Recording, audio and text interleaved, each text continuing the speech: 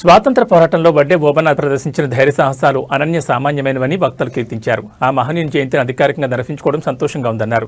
వడ్డేర ఓబన్న జయంతిని పురస్కరించుకుని జిల్లా కలెక్టరేట్లోని ప్రజావాణి హాల్లో ఆదివారం వెనకబడిన తరగతుల సంక్షేమ శాఖ ఆధ్వర్యంలో అధికారికంగా ఓబన్న జయంతి కార్యక్రమం నిర్వహించారు. వడ్డే ఓబన్న చిత్రపటానికి సంక్షేమ శాఖ అధికారి అబ్దుల్ ఖలీల్, జిల్లా వడ్డేర సంఘాల ప్రతినిధులు పూలమాలలు వేసి ఘనంగా నివాళులర్పించారు. ఈ సందర్భంగా వక్తలు మాట్లాడుతూ బ్రిటిష్ పాలకులను గడగడలాడించిన స్వాతంత్ర సమరయోధుడు వడ్డే ఓబన్నను కొనియాడారు.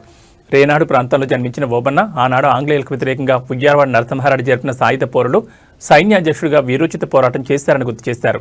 వడ్డే ఓబన్న ఆశయాల సాధన కోసం కృషి చేయడమే ఆయనకు నిజమైన నివాళి అని అన్నారు.